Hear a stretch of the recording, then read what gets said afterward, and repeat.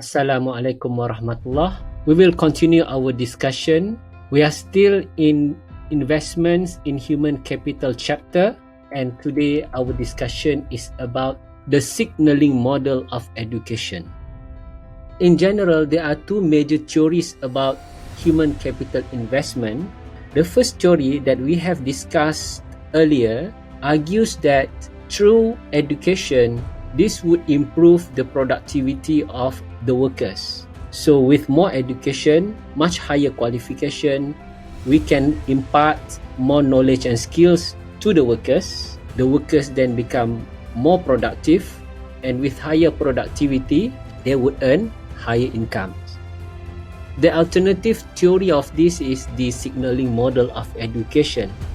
In theory, we assume that the level of productivity of an individual is given at birth. You have your level of productivity at your birth time, and whatever level of education that you will achieve in your life, that will not improve your level of productivity. That's the assumption. So what happened in the signaling model is that the levels of qualification becomes a signal of whether that individual is a productive individual or not. Because a more productive individual would acquire much higher level of qualification. That's the idea of this model. Therefore, under the signaling model of education, what we will find is that employers would consider different levels of qualification as a signal of different level of productivity. That's the idea of this theory. So what we can say here, employers would rely on the formal education that workers acquire as a form of signal. Signal of what? To find out who's among the pool of individuals applying for the job are productive or not, based on the signal that they have from their level of qualification or education. So this is the basic premise of this theory. There are many types of signals actually that an individual can transmit to the potential employers, but their levels of qualification, such as whether they have only the high school certificate or diploma or a bachelor degree or a master's degree or PhD, these are different types of signal that would indicate the level of productivity of a worker. In this case, we can show that idea by looking at this diagram, where on the vertical line, we measure the years of education beyond high school, because high school becomes the reference point between low productivity and high productivity workers, and the vertical line would measure the level of wage. So what we have in this diagram is that employers use the education to classify workers with less than E star, where those workers with less than E star level of years of education are considered as lower productivity workers, and these workers should be rejected or prevented from any job paying a wage above 1. So here we find that E star is the reference years of education chosen by employers to separate between low productivity and high productivity workers. Those with less than E star level of education shall not get earnings above 1. However, those with level of education more than E star shall get 2. So you can consider 1 as high school qualified workers, while 2 is those with a degree.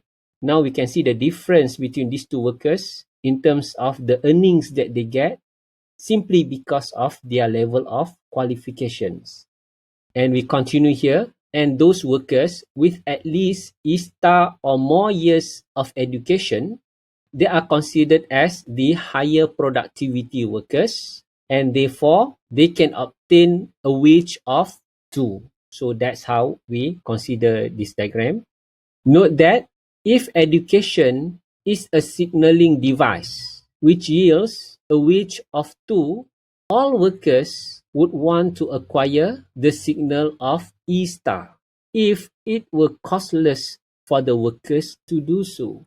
going with this understanding, the third paragraph here suggests that if having E star is the signal required by firms, then all individual workers would like to have E star. And that's only possible if obtaining E star is costless. However, it is not costless. Education is not cheap. To get E star as a signal is much costlier than having less than E star. So that's later how we can separate between the low productivity workers and the high productivity workers. Continuing with this diagram, now we will add the cost line associated with low productivity and high productivity workers. What we find here is, using the present value formula, we find that PVE1 and PVE2 are the sum of the discounted lifetime earnings of workers who earn wage of 1 and wage of 2 respectively. The same like the previous diagram, but now we convert 1 and 2 into present value form. Each year of education would cost C for those with low productivity, and it would cost half or C over 2 for those with higher productivity. Now, the steeper the cost line, the costlier it is.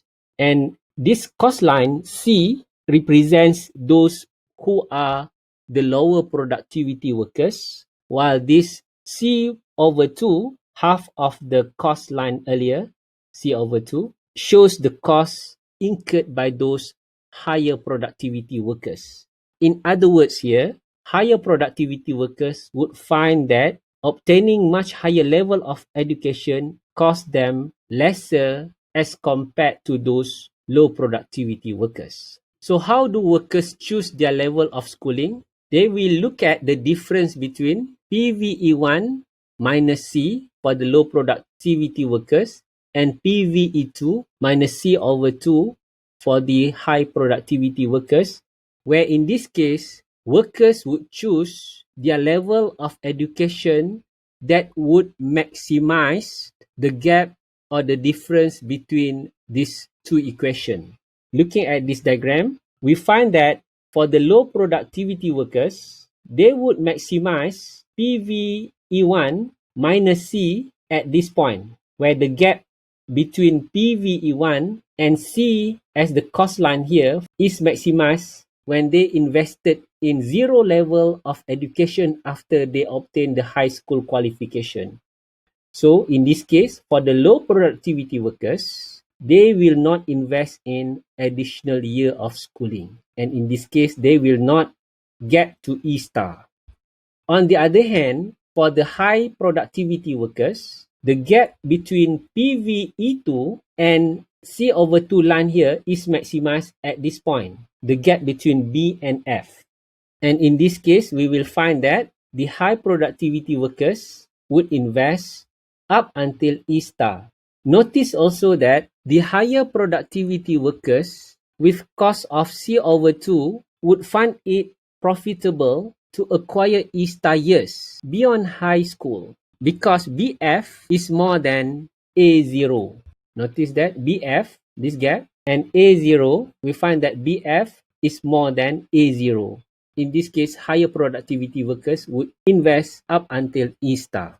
There are a few things that we need to be aware of from this analysis. The first one is, this analysis would fail if those with costs along C have higher costs only because of they come from lower family income or lower family wealth, and not simply because of their less productive reason, and that they may be no less productive on the job than those along with line C over 2. Then using E star as a signal would fail because this analysis only considers the cost of obtaining E star is only because of innate productivity level of the workers, not because the workers come from a poor family. If workers would not invest up until E star because they come from a much poorer family, this model no longer works. The next important point that we need to be careful about the signaling model is that Even when using E star as a useful way to predict future productivity, if we choose E star as the optimum point, there are certain points beyond E star may no longer be desirable for people to obtain. And if they raise the hiring standard to E prime years of education, then those with costs along C would still find it in their best interest to remain at 0 years of education or just maintain with the high school qualification and retain A0 since A0 is more than B prime D prime. What this paragraph here tells us is that, let's say now, employers raise the standard to E prime. As a consequence of this, we will find that those lower productivity workers given by C line here, they will find that to remain with high school qualification is better because the gap A0 here is maximized along all these positions. And when we look at E prime here, the gap B prime, D prime is clearly much smaller than A0. So that's the idea. In contrast, those with cost along C over 2, the higher productivity workers, they would still find it is profitable to invest in the newly required signal of E prime years of education because B prime F prime still exceeds other schooling costs along their cost line. That means B prime F prime is more than A0. For the highly productive workers, they would still invest in E prime because for them the gap between B prime and F prime, this one, is greater compared to the following gaps. And here we find that in the case that employers raise the hiring standard to E prime, up until E prime, it is still profitable for the higher productivity workers to invest in E prime. However, this may not be true beyond certain point because there will be a position where workers no longer find it is profitable to invest in more education even if they are the higher productivity workers. Because let's say we take this point and here we will find that there will be a time where the gap between PVE2 and C over 2 line, the gap here, starts to shrink and it gets smaller than A0. So once that happens, the higher productivity workers would decide not to pursue for much higher signal. They would only stick to the high school signal. And that's another point we find from this analysis. And the last point to discuss about the signaling model is to understand various types of signals available for workers or individuals. The common one that we use for this analysis is based on our qualification levels, such as having high school certificate or having much higher than that, such as a diploma, a degree, master or PhD. So that's different level of signals. Signals also can be different in terms of the types of university that you enroll in. So there are university rankings. You get to the top ranking universities, that indicates a different signal compared to those who just enroll into a middle quality university. Another form of signals is in terms of your CGPA. Higher CGPA would signals a much productive workers or individuals compared to the lower productivity individuals. Firms also sometimes would look at signals such as your involvement in your curriculum activities. That's also another form of signals.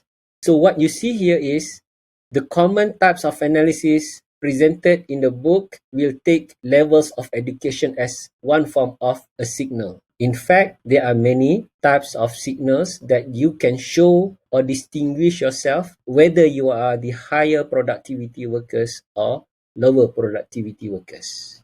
I hope you will read further on this topic. See you next time. Wassalam.